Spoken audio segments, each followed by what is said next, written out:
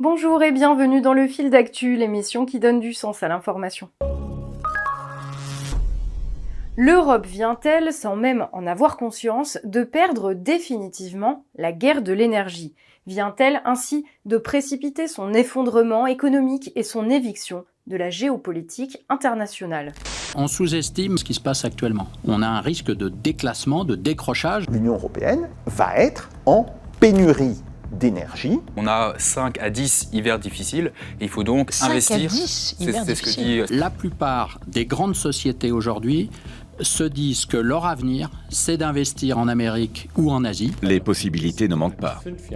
On pourrait instaurer des réductions de la consommation drastiques et durables dans les 3 à 5 prochaines années. Commencer à aller vers de la stratégie soit de contrainte, soit de rationnement. All you want to know on how to use the National Fuel Pass. It's easy and efficient. Nous le savons tous, ces derniers mois ont vu les prix du gaz et de l'électricité grimper en flèche dans toute l'Europe, ne se maintenant à des niveaux tolérables qu'au prix de mesures d'urgence aussi nécessaires dans l'immédiat que redoutables à moyen terme pour les finances publiques. Les choix énergétiques à courte vue effectués ces dernières décennies, doublés des conséquences des sanctions prises contre la Russie sur l'approvisionnement en gaz, laissaient présager un hiver sous tension fait de sacrifices et de restrictions pour les ménages aussi bien que pour les entreprises, en attendant le retour de jours meilleurs. Mais avec le sabotage des gazoducs Nord Stream 1 et 2, le 26 septembre dernier, les choses ont pris une toute autre ampleur, l'Europe se retrouvant définitivement privée de sa principale source d'approvisionnement en gaz naturel russe, gaz auquel nos économies restaient jusqu'alors extrêmement dépendantes. 3 fuites de gaz sur 2 pipelines en mer Baltique après une série d'explosions sous-marines, de quoi laisser perplexe. Ils ont bondi hier, les prix du gaz, à cause de Nord Stream ? À cause des mystérieuses fuites, effectivement, de ces gazoducs. Alors, quelles vont être les répercussions réelles d'un événement dont nos médias nationaux semblent pour l'instant peiner à saisir la portée exacte? Nos économies, privées d'un de leurs principaux carburants, sans mauvais jeu de mots, sont-elles à même d'encaisser le choc, à court, mais surtout à moyen terme? Pouvons-nous espérer surmonter la crise énergétique et à quel prix? C'est ce que nous allons voir ensemble dans cette vidéo. Qui a saboté le gazoduc Nord Stream? Anthony Bélanger. La Russie. C'est vrai? Mais oui, la Russie. Les 4 explosions, les 4 fuites sont dues bien sûr aux Russes, soit par drone, soit par sous-marin, enfin tout est possible. Un drone sous-marin qui aurait été largué il y a plusieurs semaines d'un bateau de pêche. Ou le yacht d'un oligarque de passage. L'hypothèse la plus logique est que ce sont les Russes qui l'ont fait à titre de démonstration. Il y a une sorte d'avertissement sans frais lancé par les Russes à l'ensemble de l'Union européenne. Je suis capable de vous nuire. À tout moment, nous pouvons frapper là où nous voulons, sous les mers, partout. Et ça, c'est une très vieille méthode, même stalinienne. C'est-à-dire, on peut frapper où on veut, quand on veut, où on veut, quand on veut. Donc si ce sont les Russes qui sont à l'origine de ces explosions, quel est l'intérêt pour les Russes de faire exploser leur propre gazoduc? La seule explication, en l'absence d'explication, c'est la théorie de la démonstration de force ou de l'avertissement. Au sens, ce que nous faisons à notre gazoduc, il ne nous sert plus à rien, donc à la limite, on peut le casser. Et maintenant, vous avez compris. Il faut se poser dans l'irrationalité russe et dans l'émotionnel. On est en face d'une. C'est pas la rationalité occidentale. Ouais. Dire que vous nous le dites souvent. Fermer pour fermer, perdu pour perdu, on va jusqu'au bout du processus. Ou de la diversion. Faire des manœuvres de diversion. À un moment, il faut bien l'imaginer, l'avoir en tête. Le front militaire russe s'effondre. Cette explosion, elle est en tout cas très utile au pouvoir russe pour détourner les regards, peut-être pour fournir un contre-feu très utile. Et par ailleurs, parce que... Ça coûte cher la diversion quand même de faire exploser un gazoduc. Pour l'instant, pas grand-chose parce que, encore une fois, c'est un investissement allemand qui a certes coûté 10 milliards d'euros, je pense, au Nord Stream 2, mais qui ne servait à rien. Paul Gogo, quand même, depuis que la nouvelle nous est arrivée hier, on a l'impression d'être dans un James Bond. Effectivement, ça c'est des choses que la Russie sait très bien faire. Les Russes qui apparaissent très remontés depuis hier, qui saisissent les conseils de sécurité des Nations Unies, qui parlent d'actes terroristes. Ça c'est de bonne guerre, c'est une méthode russe. Ça. Très bien, on avait compris. C'est celui qui dit qui est. Emmanuel.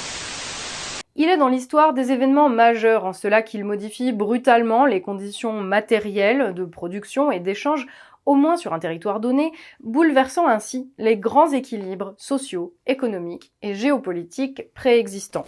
Or, la destruction des gazoducs Nord Stream 1 et 2 le 26 septembre 2022 entre incontestablement dans cette catégorie. Encore faut-il, pour saisir toute l'ampleur de l'événement et son impact sur notre avenir proche, se rappeler que l'économie repose sur des fondements matériels, une évidence que la caste politico-médiatique qui confisque la parole publique semble aujourd'hui occulter. Résumons ici l'affaire. Nord Stream, ce sont, ou plutôt c'étaient, 2 gazoducs reliant la Russie à l'Allemagne via la mer Baltique et exploités par un consortium d'entreprises gazières russes, allemandes, néerlandaises et françaises.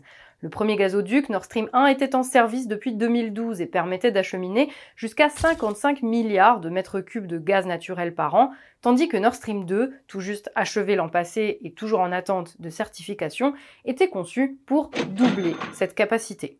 Une manne financière pour la Russie et un moyen pour l'Allemagne et ses voisins européens de bénéficier du gaz nécessaire au fonctionnement de leur industrie à un prix bien inférieur à celui du gaz naturel liquéfié américain. En bref, un partenariat industriel et commercial gagnant-gagnant, bénéfique sur le plan économique à tous les pays impliqués. Le 22 février 2022, les choses vont changer brutalement une première fois, avec la reconnaissance par la Russie de l'indépendance de zones séparatistes ukrainiennes, prélude à l'entrée des troupes russes sur le territoire ukrainien 2 jours plus tard. En réaction immédiate, l'Union européenne, soutien affiché de l'Ukraine dans cette guerre territoriale, décide d'une série de sanctions économiques et politiques contre la Russie. Dans la foulée, le Premier ministre allemand Olaf Scholz annonce la suspension de l'autorisation de mise en service de Nord Stream 2. Dès lors, de simple outil de commerce entre nations, le gazoduc devient objet d'un bras de fer géopolitique. Pour l'Allemagne, l'objectif est clair, soumettre la Russie à une menace d'asphyxie économique afin qu'elle renonce à l'annexion des territoires séparatistes.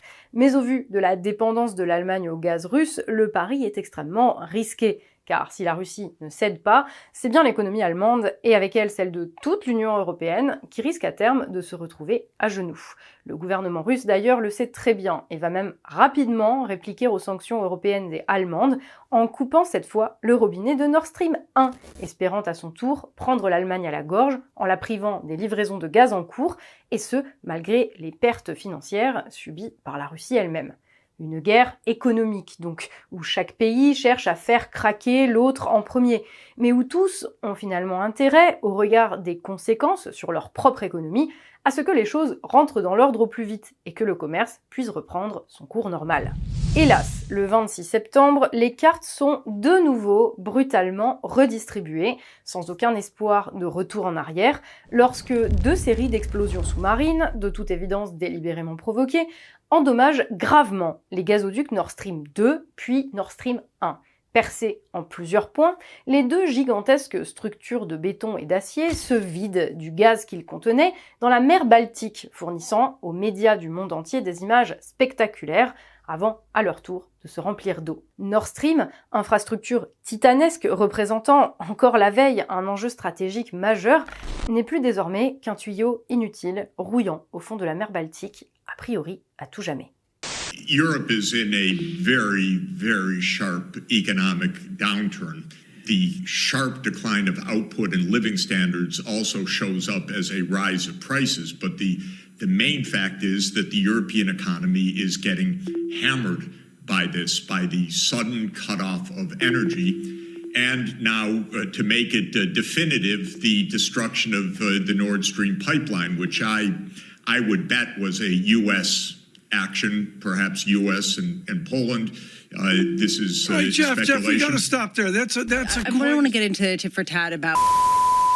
Une fin de parcours fracassante, donc, pour le gazoduc, qui a bien sûr immédiatement soulevé son lot de questions, à commencer par celle de l'identité du découpable, manifestement un État au regard des moyens mis en œuvre. Sur cette question, nous nous contenterons de rappeler que si d'autres possibilités, impliquant par exemple la Pologne ou l'Ukraine, ne sont pas totalement à exclure, les pistes privilégiées dans les médias demeurent celles de la Russie et celles des États-Unis, les 2 nations s'accusant mutuellement d'être à l'origine du sabotage. Pour autant, ici au fil d'actu, au regard des enjeux économiques, c'est bien la piste américaine qui nous semble la plus crédible, la Russie n'ayant que peu d'intérêt à s'aborder définitivement des infrastructures lui appartenant, dans lesquelles elle a investi des milliards d'euros et dont elle pouvait tirer d'importants revenus. À l'inverse, les États-Unis, opposant de toujours aux 2 projets Nord Stream et ayant déjà menacé par la bouche de leur président de mettre les gazoducs à l'arrêt, semblent les grands gagnants de leur destruction, et ce, à double titre, puisque, d'un côté, un pays contestant depuis plusieurs années leur hégémonie internationale, la Russie, s'en trouve affaibli économiquement, et que de l'autre côté, la fin des livraisons de gaz russe à l'Allemagne leur ouvre un nouveau marché juteux pour leur GNL. Je ne crois pas du tout à la thèse américaine, je ne vois strictement aucun intérêt, mais ni de près ni de loin, même à 15 bandes, pour que les Américains fassent une affaire comme ça. 3 sénateurs américains s'en prennent au gestionnaire d'un port allemand impliqué dans le projet de gazoduc Nord Stream 2. Dans une lettre virulente, les 3 élus républicains menacent de destruction financière le port de Sassnitz-Mukran sur l'île allemande de Rügen dans la mer Baltique. I understand that it's uncomfortable to have an effect on business ties in this way, but this is one of the few instruments that we have. Over the long run, you simply want to change the structure of energy dependence. You want to depend more on the North American energy platform, the tremendous bounty of oil and gas that we're finding in North America. À la fin de la lettre, ils emploient le mot « destroy ». Si j'en crois mes connaissances en anglais, ça veut dire qu'ils se disent prêts à détruire le projet. C'est très désagréable de recevoir ce courrier de la part d'un pays normalement allié. Qu'on parle de destruction, que l'on tente de nous intimider et de nous menacer, nous, un pays comme l'Allemagne, et avec elle toute l'Europe, qu'on essaie de nous imposer une volonté qui n'est pas la nôtre. Tout ça, c'est vraiment choquant. J'ai du mal à croire à la théorie des Américains. Je vois pas franchement ce qu'ils ont à gagner. Ils prennent un risque considérable pour... Alors, ces gazoducs, on a bien compris qu'ils ne serviraient plus jamais. Les États-Unis sont les grands gagnants de la crise du gaz russe. Ils ont réussi à doubler leurs exportations de gaz en Europe, qui a besoin de compenser la baisse des importations venant de Russie. Depuis le début de l'année, les États-Unis ont déjà vendu en Europe plus de GNL que sur l'ensemble de l'année dernière. If Russia invades, there will be no longer a Nord Stream 2. We will bring an end to it. How will you do that exactly, since the project and control of the project is within Germany's control? We will, I promise you, we'll be able to do it. Ces déclarations-là, qui remontent encore une fois aujourd'hui, elles sèment le trouble. Elles sont peut-être faites pour ça aussi, mais elles sèment le trouble. Elles sont clairement là pour semer le trouble. Ces attaques, ces sabotages n'ont pas de sens. Dans la séquence actuelle, on n'arrive pas à comprendre pourquoi. Plus de 230 méthaniers ont déferlé sur nos côtes et ont profité du doublement des prix. Au total, l'industrie américaine a déjà gagné plus de 20 milliards de dollars sur les 6 derniers mois. And we're now the leading supplier of LNG. Demain, avec le président Biden, nous présenterons un nouveau chapitre de notre partenariat énergétique. Cela passerait par des achats groupés de l'Union européenne, un peu comme les Européens l'ont fait lors de la crise du Covid-19 pour les vaccins. Sur l'année 2022, nous allons probablement tripler, voire quadrupler les importations de gaz liquéfié américain. Je pense qu'effectivement, l'hypothèse américaine est quand même assez peu probable. Par contre, pour toutes les raisons qui ont été évoquées, l'hypothèse russe paraît beaucoup plus logique. I can't think of a more powerful way to punish Russian aggression than by rolling back what progress has been made and, if at all possible, prevent the Nord Stream 2 from ever being completed. Is that something that is being discussed with allies? Is that something that's being contemplated? Absolutely. Donc il y a quand même un paquet de raisons et d'hypothèses qui font croire que ça penche plutôt du côté de la Russie. Direct impact is one thing, but I'm literally talking about rolling back the pipeline. You can loosely define that, but I mean taking action that will prevent it from ever becoming operational. À l'intérieur, il n'y a pas de système anti-corrosion, donc ils sont complètement fichus. Si l'Allemagne avait décidé un jour de réouvrir, maintenant c'est strictement impossible. On parlait de manifestations, voire de négociations entre des Allemands et les Russes. quel intérêt auraient eu les Russes à perdre un moyen de pression dans ces négociations? This is also a tremendous opportunity. It's a tremendous opportunity to, once and for all, remove the dependence on Russian energy, and thus to take away from Vladimir Putin the weaponization of energy as a means of advancing his imperial designs. Mais au final, cette question, à laquelle sans doute aucune réponse certaine ne sera jamais apportée, n'est peut-être pas la plus essentielle à se poser dans l'immédiat. Dans tous les cas, qui que soit le coupable, la destruction de Nord Stream est un signe très inquiétant de la faiblesse grandissante sur le plan des relations internationales de l'Union européenne et des puissances qui la meuvent. Si la Russie est coupable, cela signifie qu'elle s'estime en mesure de rompre ses accords industriels et commerciaux au profit d'autres partenaires jugés plus fiables que nous. Et si les États-Unis sont coupables, c'est que nous ne sommes plus pour eux un partenaire, mais bien un pion que l'on peut sacrifier dans la lutte contre les puissances émergentes, aux intérêts duquel les États-Unis peuvent attenter sans vergogne pour ensuite nous revendre leurs produits, comme ils ne le faisaient jusqu'alors que dans les pays du Golfe, d'Asie ou d'Amérique du Sud. Car si la question de l'identité du coupable reste en suspens, en revanche, la principale victime, elle, est bien connue. C'est l'Allemagne, son industrie, son modèle économique, et au-delà, l'Europe tout entière. Il nous faut insister là-dessus. Le sabotage de Nord Stream va avoir pour nous tous, pour la croissance, pour l'emploi, pour les prix à la consommation, pour la survie de nos entreprises, pour notre autonomie énergétique, des conséquences absolument désastreuses dont nombre d'entre nous peinent encore à imaginer l'ampleur réelle. Le différentiel énergétique dans les 2 ans à venir entre l'Europe et les États-Unis, c'est x7. Ah oui, l'énergie est 7 fois plus chère, l'électricité 7 fois plus chère. C'est bien ça qu'il faut comprendre et c'est propre à l'Europe. La plupart des grandes sociétés aujourd'hui se disent que leur avenir, c'est d'investir en Amérique ou en Asie, voire au Moyen-Orient, où l'énergie est à un coût réduit, et les moyens ou petits industriels, eux, ne voient pas de voie de sortie. Ils pensent qu'ils vont être laminés, sans faire de jeu de mots. A sharp uptick in the number of German firms beginning insolvency proceedings is raising eyebrows in Europe's largest economy. Some 762 firms declared bankruptcy in September. Now, that's a 34% increase from the same period last year. And the upward trend is set to continue this month and the next. That's according to the Halle Institute for Economic Research. On l'a dit, la bonne santé économique de l'Allemagne dépend directement du gaz, qu'elle importe massivement. En 2019, année de référence car les 2 années suivantes ont été marquées par la crise du Covid, le gaz naturel représentait plus de 35% de la consommation d'énergie primaire du pays, que ce soit pour alimenter ses centrales électriques ou pour permettre à ses ménages de se chauffer. À cela s'ajoute le gaz utilisé non comme source d'énergie mais comme matière première pour l'industrie, entrant par exemple dans le processus de fabrication des engrais ou du plastique. Mehr als 90% der Wertschöpfungsketten fangen mit Chemie an und sind ohne Chemie nicht vorstellbar. Das heißt, wenn Grundstoffe von uns fehlen, haben sie im Dominoeffekt im Prinzip dann anschließend eine ganze Wertschöpfungskette, die zusammenbricht. Or, cette même année, près de 97% du gaz naturel consommé en Allemagne était importé et plus de 53% venait de Russie. Au regard de ces chiffres, on comprend que l'arrêt brutal de Nord Stream change considérablement la donne pour les Allemands, et ce, à plusieurs niveaux et sur plusieurs temporalités. Il y a bien sûr le problème immédiat, celui de l'hiver qui arrive et des coûts de l'énergie qui explosent. On le sait, de tout temps, la rareté fait monter les prix. En septembre 2022, l'Allemagne était confrontée à un taux d'inflation de 11% sur un an, au-dessus des 10% moyens estimés pour l'ensemble de la zone euro. Une inflation très largement due au prix de l'énergie, en hausse annuelle, de plus de 40% dans cette même zone.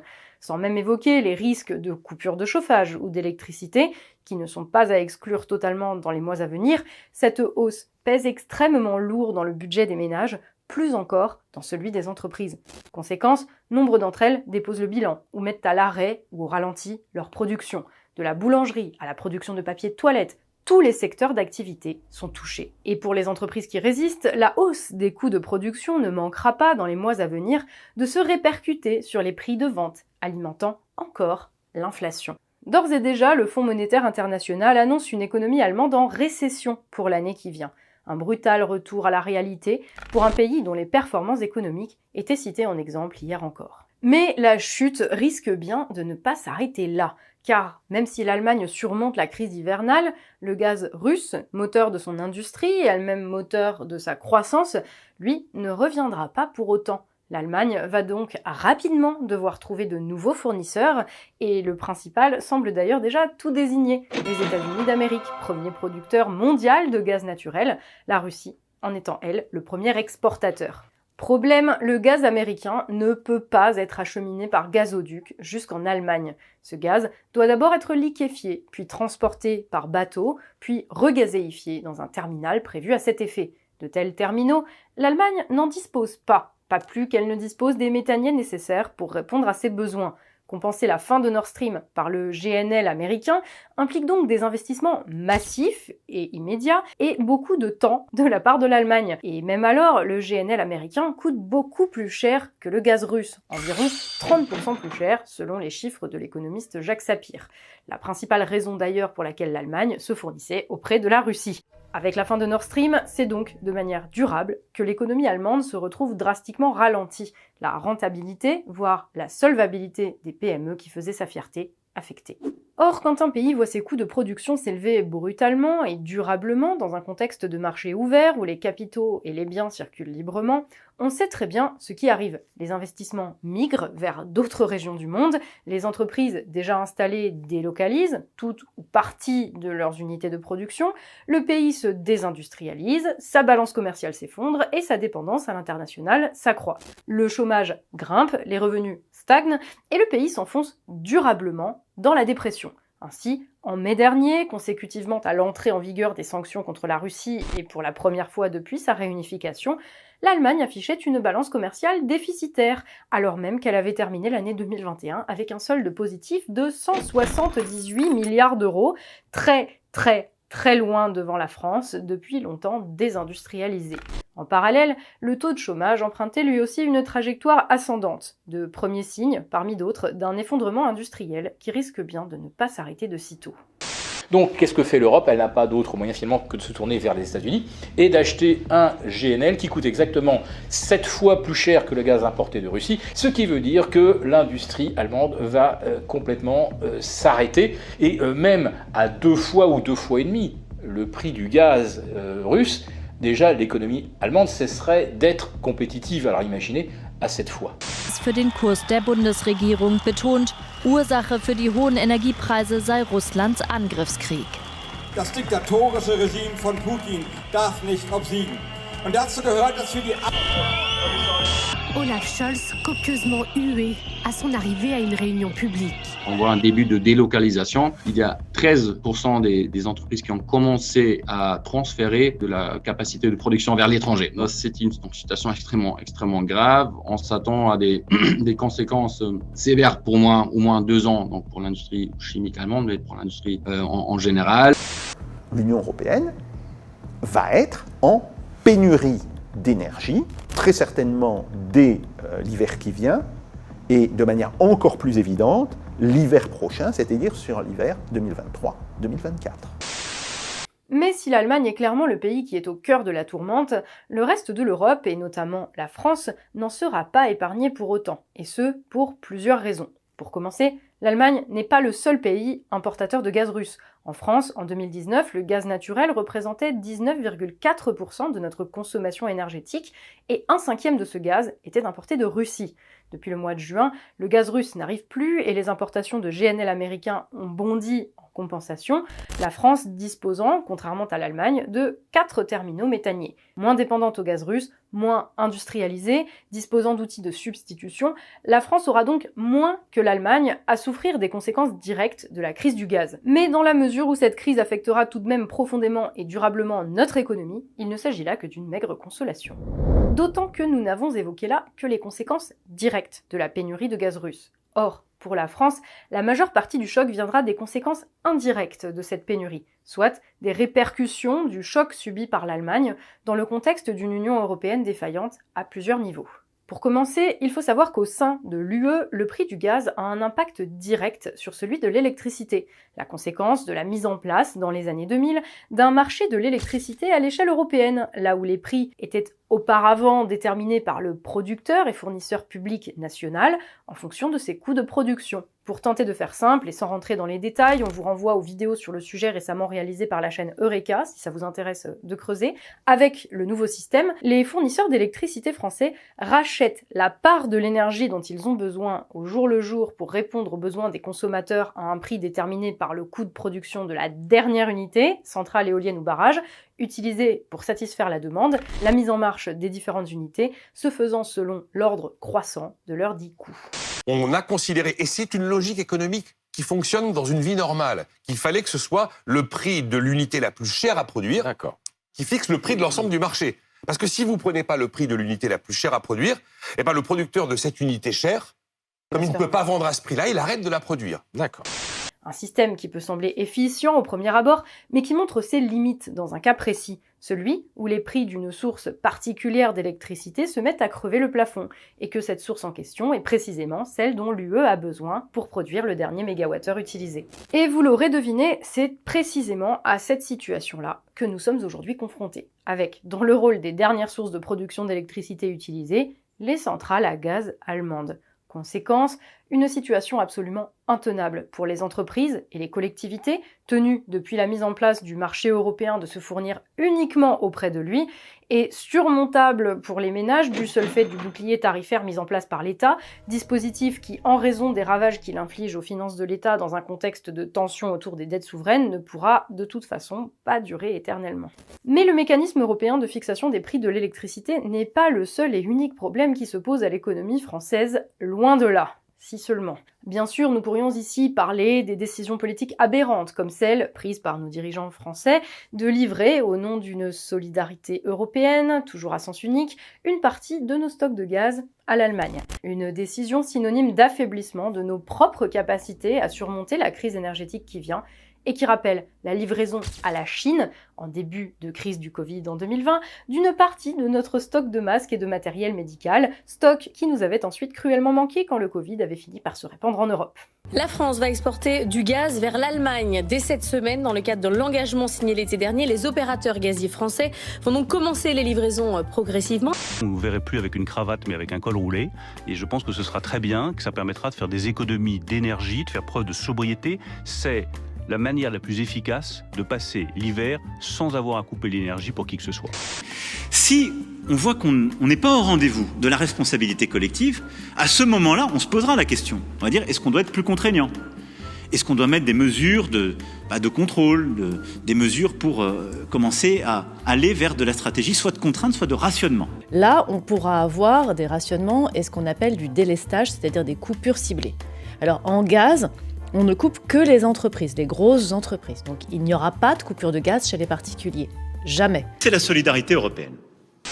Mais si cette décision de livrer du gaz à l'Allemagne semble illustrer parfaitement l'aveuglement et la trahison de nos élites nationales, dans les faits, elle ne pèsera certainement pas autant sur nos ménages et nos entreprises que les grands mécanismes de formation des prix auxquels les mêmes dirigeants ont progressivement soumis la France en organisant l'érosion de son appareil productif. En effet, notre pays s'étant largement désindustrialisé durant les dernières décennies, ses capacités à répondre aux besoins matériels de la population, à nos besoins, se sont mises à dépendre de plus en plus des importations. Or, jusqu'à ce qu'on leur coupe le robinet de gaz, l'Allemagne représentait un de nos principaux fournisseurs de biens manufacturés. En 2019, nous importions pour 85 milliards d'euros de marchandises depuis l'Allemagne, dont nous étions le 3e plus gros client au monde, uniquement devancé par les États-Unis et la Chine.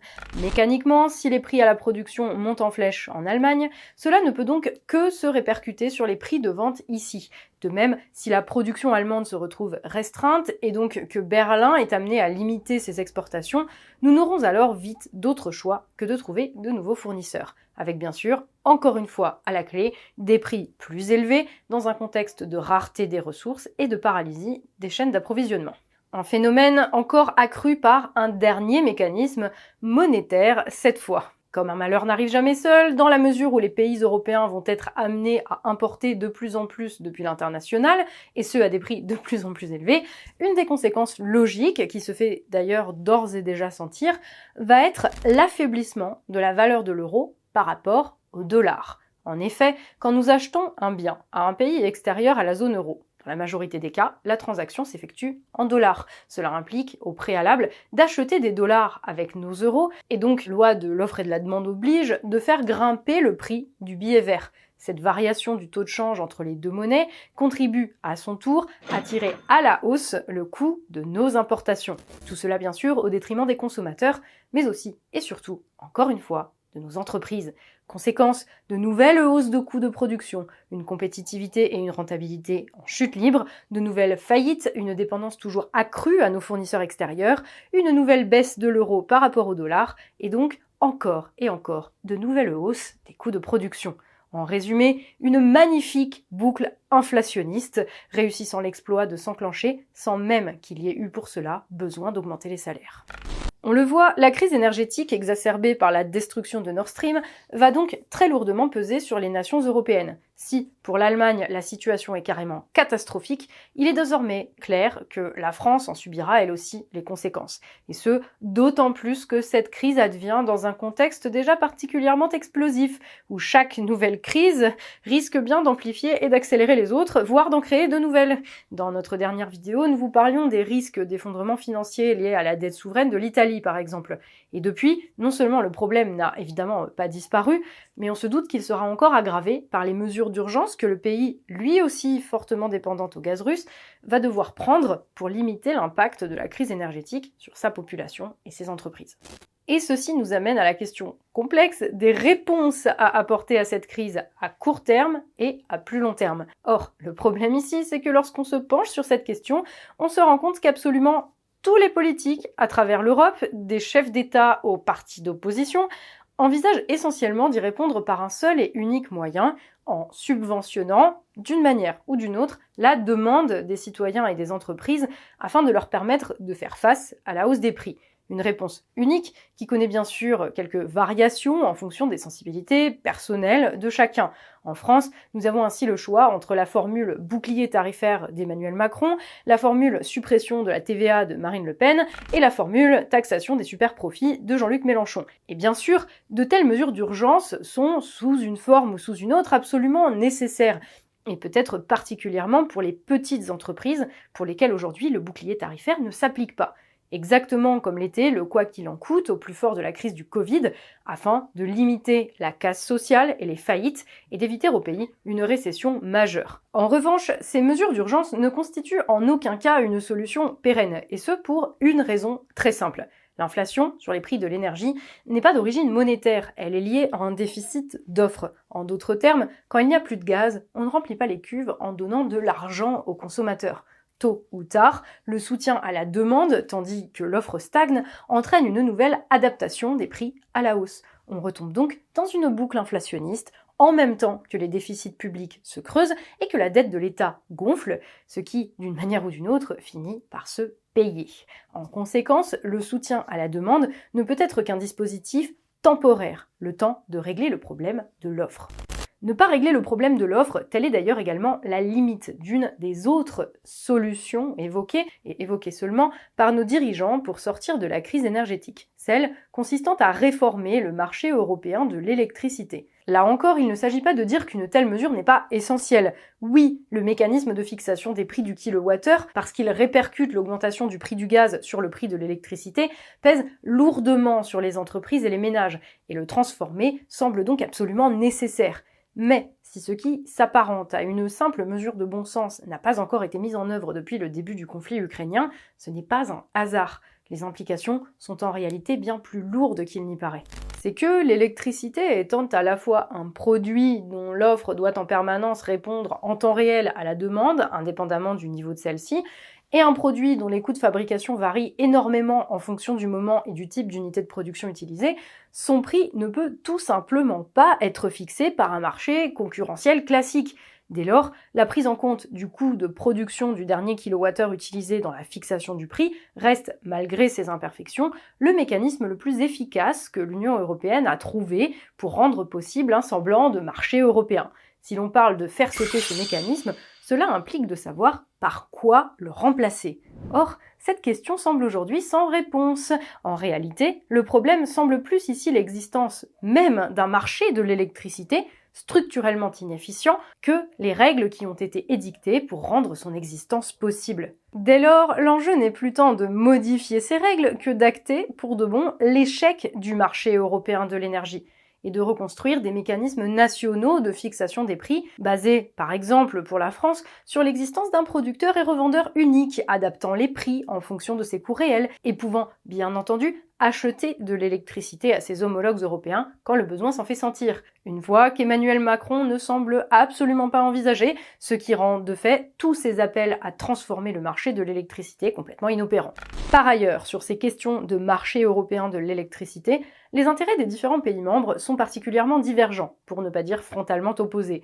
Si demain, le mécanisme de fixation européen du prix du kilowattheure sautait, la France, dont la majeure partie de l'électricité produite et consommée provient des centrales nucléaires, bien moins coûteuses à faire tourner aujourd'hui que les centrales à gaz, la France donc aurait beaucoup à y gagner. À l'inverse de l'Allemagne, dont la dépendance particulière au gaz la condamnerait à affronter seule une augmentation de ses coûts de production particulièrement lourde. Par rapport à ses voisins, l'Allemagne subirait donc une chute drastique de compétitivité.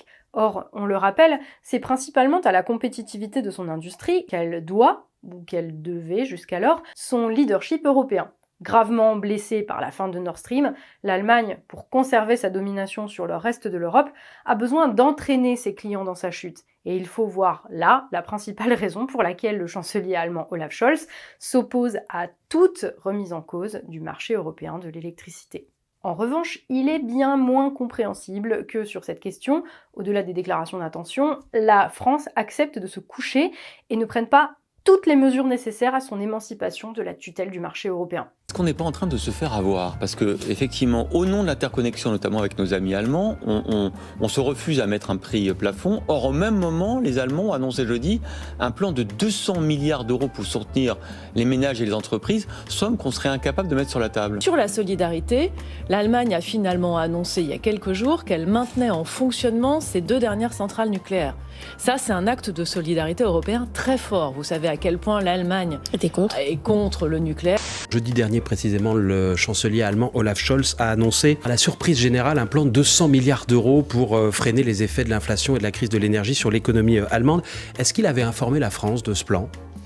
Écoutez, nous, chaque fois qu'on prend une mesure, je dois avouer que parfois, on oublie de prendre le téléphone. Et là, il a oublié aussi. Un plan à 200 milliards, c'est pas une paille non plus. C'est la solidarité européenne.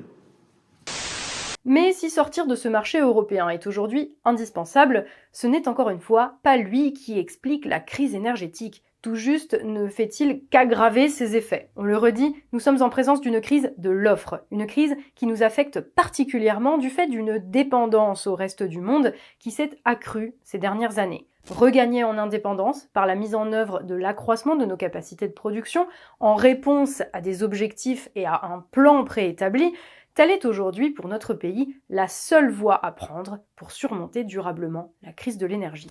Il faut ici commencer par regarder les choses en face. Depuis 2005, notre production d'électricité stagne. Certes, les éoliennes et autres panneaux solaires se sont multipliés sur notre territoire depuis lors, mais avec un facteur de charge, soit le rapport entre la quantité d'électricité effectivement produite et celle annoncée à fonctionnement optimal, 3 fois inférieur à celui du nucléaire. Ce formidable essor des énergies renouvelables que nous vantent les politiques suffit à peine à compenser la baisse de production de notre parc nucléaire, vieillissant, souffrant de sous-investissement chronique et privé depuis 2020 des 2 réacteurs de la centrale de Fessenheim, définitivement fermés sans qu'aucune réelle raison de sécurité n'ait motivé cette décision. En parallèle, le gaz naturel, on le rappelle donc intégralement importé, ne cessait de progresser comme source de production d'électricité sur notre sol. Ces quantités comme ses proportions par rapport aux autres sources multipliées par un peu plus de 3 entre 2000 et 2019. En ajoutant au gaz utilisé pour produire de l'électricité celui importé pour servir de source d'énergie primaire, pour le chauffage par exemple, on peut voir que nos importations globales de gaz suivaient elles aussi sur cette période une trajectoire haussière, affichant une croissance d'environ 40%. En Allemagne, les choses ont été plus drastiques encore, puisqu'entre 2005 et 2019, la production électrique du pays a carrément diminué, tandis que la part du nucléaire dans le mix électrique était divisée par 2.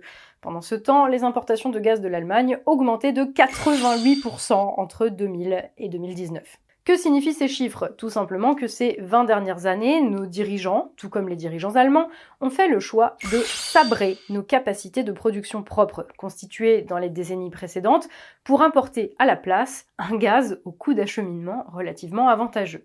Après tout, pourquoi se donner la peine de prévoir, d'entretenir ou de développer des infrastructures lourdes impliquant des investissements massifs et réguliers, une recherche de pointe et des protocoles de sécurité conséquents, quand il est tellement plus simple et intéressant financièrement à court terme de signer des accords commerciaux à droite à gauche, quitte, en agissant de la sorte, à placer son sort entre les mains de puissances étrangères contrôlant le robinet de gaz. C'était bien sûr oublier que si dans les années 70, la France avait cru bon de planifier un développement massif de son nucléaire civil, ce n'était pas par amour inconsidéré de l'atome, mais plutôt parce que le premier choc pétrolier venait de mettre en évidence le risque qu'il y avait à faire reposer sa sécurité énergétique sur la seule bonne volonté des pays producteurs et exportateurs. La France avait alors payé sa dépendance au prix fort, sa facture pétrolière annuelle passant de 15 milliards de francs en 1972 à 52 milliards en 1974. En mars de la même année, le Premier ministre Pierre Messmer présentait donc, au nom de l'intérêt national, son vaste plan de construction de centrales nucléaires destiné à renforcer l'autonomie énergétique du pays. Si la France n'avait pas de pétrole, à l'époque, elle avait des idées. Et quelques années plus tard, elle devenait ainsi le premier exportateur mondial d'électricité. La politique française, depuis le premier choc pétrolier, a eu deux pieds, les économies d'énergie et le nucléaire, qui équivaut à 65 millions de tonnes de production de pétrole annuelle. Donc nous avons fabriqué, avec notre intelligence et sans aucun cadeau du bon Dieu ou de la géologie, un gisement de 100 millions de tonnes de pétrole, c'est-à-dire autant que le Koweït. Nous sommes un Koweït de l'intelligence. Magistralement élaboré et réalisé, le plan Messmer allait hélas rester dans l'histoire comme le dernier exemple majeur de planification industrielle à la française. Car au même moment, le secteur de la finance, alors en pleine expansion et structuré depuis peu autour de grandes compagnies d'investissement, s'apprêtait à prendre le pouvoir sur l'économie et à substituer son règne à celui, hérité de la reconstruction, des industriels et des ingénieurs. Soumises à des impératifs de rentabilité jusque-là inédits et à des logiques désormais uniquement comptables, les entreprises subissent de sévères réorganisations internes, puis de premières délocalisations, opportunément permises par un ensemble de lois nationales et autres traités multinationaux, pavant la voie à la libre circulation des biens et des capitaux. Progressivement, sous la coupe de ces nouveaux maîtres, l'économie s'ouvre, se mondialise. Les pays dits en développement deviennent nos nouveaux ateliers, tandis que la France, elle, se désindustrialise, voit la structure de sa richesse nationale se modifier en profondeur, devenir de moins en moins concrète, et devient de plus en plus dépendante à une production localisée à l'autre bout du monde. Fatalement, un tel bouleversement des conditions de production va avoir un impact majeur sur la conduite des affaires publiques.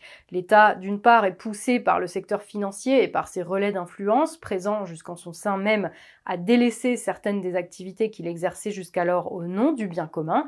L'objectif ici est d'ouvrir certains secteurs à la concurrence et à l'investissement privé pour les transformer en nouvelles sources d'accumulation de capital financier.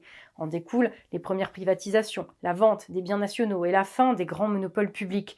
Le secteur de l'énergie n'est bien sûr pas épargné avec la dislocation d'EDF-GDF, l'ouverture du capital des entités rémunératrices, celles coûtant de l'argent étant opportunément laissées sous la tutelle de l'État, bien sûr, la création d'un marché artificiel des fournisseurs d'électricité, ou encore le développement subventionné de parcs solaires et éoliens privés, générateurs d'une électricité, certes intermittente et non pilotable, mais présentant l'immense avantage d'impliquer de faibles investissements de départ et donc d'être rapidement rentables pour leurs exploitants. Une directive européenne en 1996, puis une loi française en 2000, scellent alors leur victoire. Le nom de la loi du 10 février 2000, c'est la loi de modernisation du service public de l'électricité. En réalité, cette loi, c'est la loi de libéralisation du secteur électrique. La Commission a conclu aujourd'hui qu'elle considère que Électricité de France a reçu des aides d'État. La Commission invite la France à prendre les mesures nécessaires pour que les avantages accordés cessent.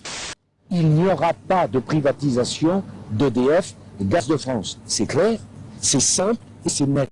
Fin du compte à rebours, l'ouverture du capital d'EDF est maintenant en marche. Une ouverture de capital, mais pas une privatisation.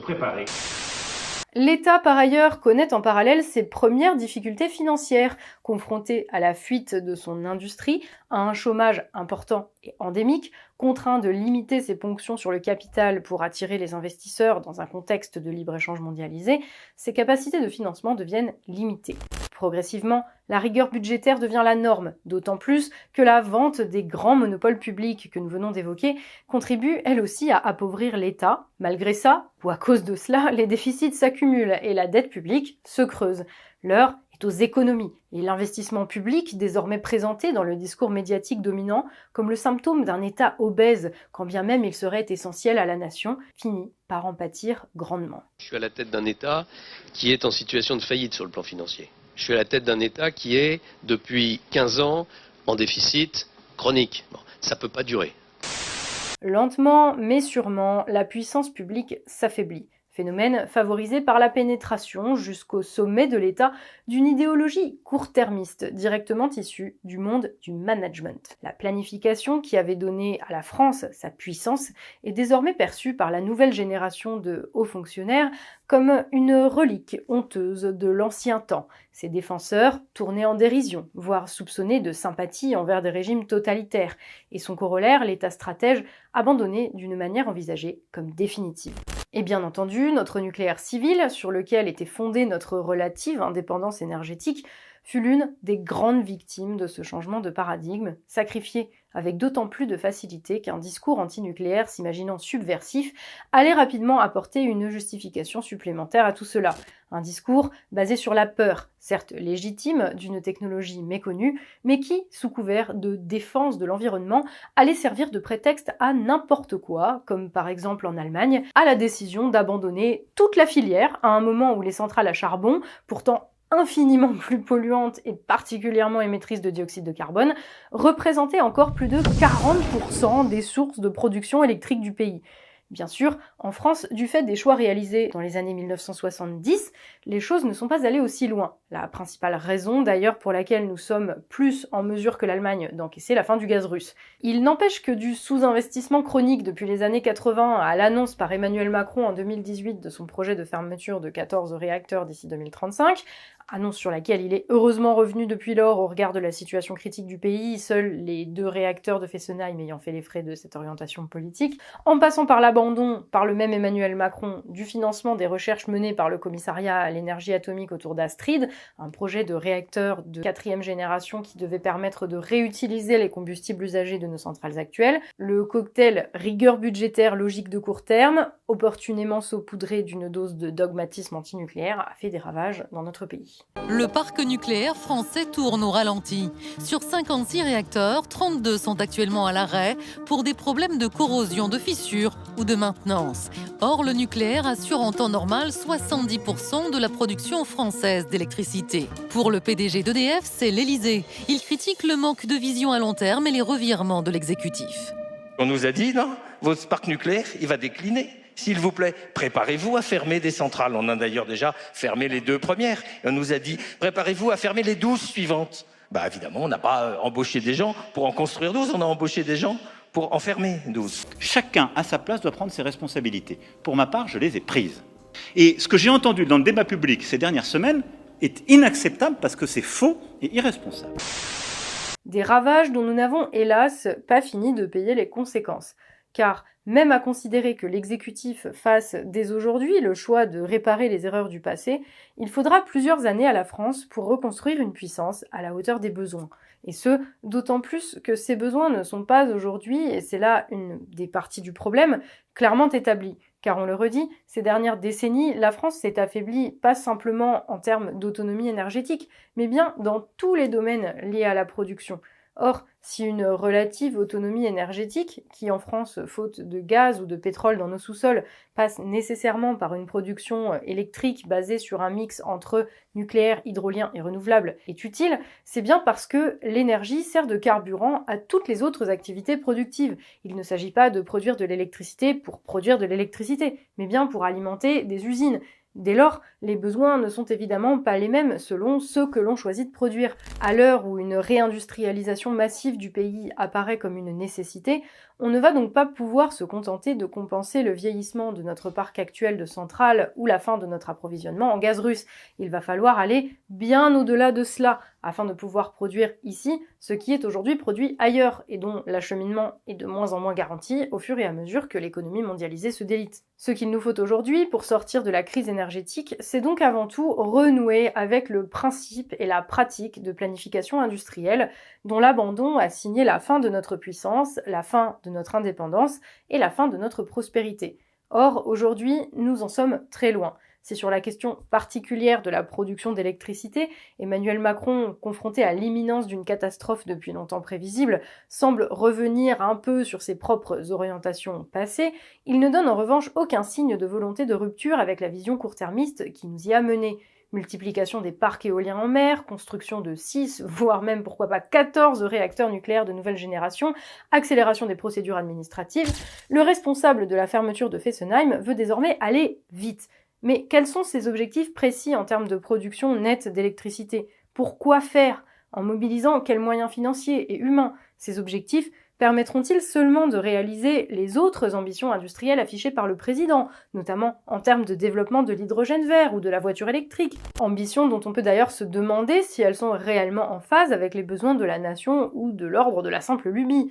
Si les annonces sont là fracassantes, non seulement leur modalité de mise en œuvre reste à l'heure actuelle particulièrement floue, mais encore ne semble-t-elle pas s'inscrire dans une véritable vision nationale, cohérente de développement productif, contrairement à ce que les communicants de l'Élysée s'évertuent à nous faire croire. Et le pire est peut-être là. Du côté de l'exécutif, on semble bien avoir compris qu'une forte attente populaire était en train de naître. Confrontés aux conséquences de la fin de la mondialisation, ceux qui ont, pendant des années, accepté sans trop broncher les sacrifices qu'une caste politico-médiatique leur imposait au nom de l'adaptation à la modernité et de la tertiarisation de l'économie, comprennent qu'ils ont été trahis. La demande d'un État stratège, garant de l'indépendance nationale, fait son grand retour en même temps que les mots de réindustrialisation, de planification, de relocalisation ou de nationalisation. Et bien sûr, ceux qui, pendant des décennies, ont planté les clous dans le cercueil de cet État stratège, s'en font aujourd'hui, dans les mots, les partisans zélés. Mais dans les actes, rien ne change.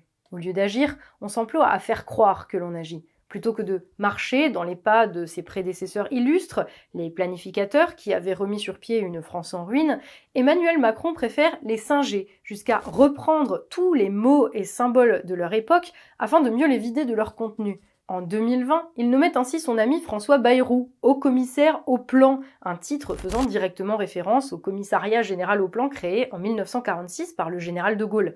Mais là où l'ancienne institution définissait des objectifs quantitatifs et qualitatifs de production et orientait les investissements afin de les atteindre, la version Macron 2020 n'est rien de plus qu'un petit groupe de proches du président, politiciens et hauts fonctionnaires, chargés de l'éclairer sur ses choix en rédigeant des rapports.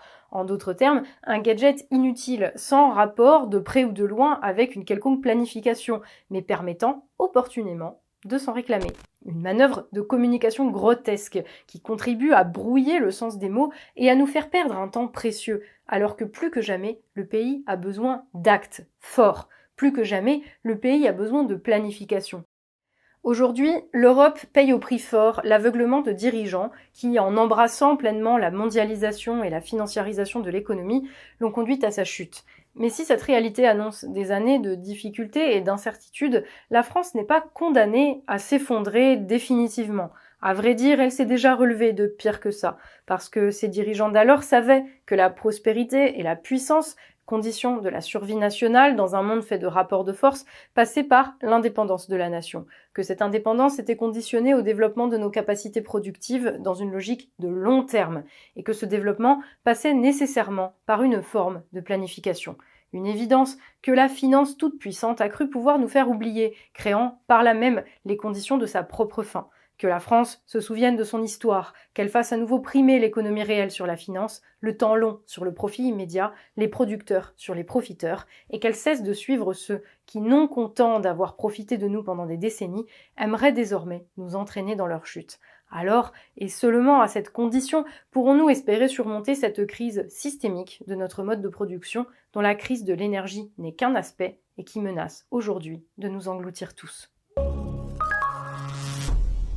Voilà, le fil d'actu, c'est tout pour aujourd'hui. Si cette vidéo vous a intéressé, nous vous invitons à la partager autour de vous. On espère sincèrement qu'elle vous aura aidé à y voir un peu plus clair dans le chaos actuel. Pour nous, cela ne fait aucun doute que nous sommes entrés dans une phase avancée de décomposition de l'ordre économique et politique qui avait cours jusqu'ici. En résulte une situation extrêmement complexe et aussi extrêmement mouvante. Les choses changent extrêmement vite et ce qui semblait évident un jour peut très bien ne plus l'être le lendemain. Dans ce contexte, il est particulièrement difficile de rester lucide, et ce, d'autant plus que ceux qui prétendent expliquer ou organiser le monde sont incapables de prendre la mesure des changements en cours, préférant s'affronter dans des débats dérisoires qui n'intéressent qu'eux.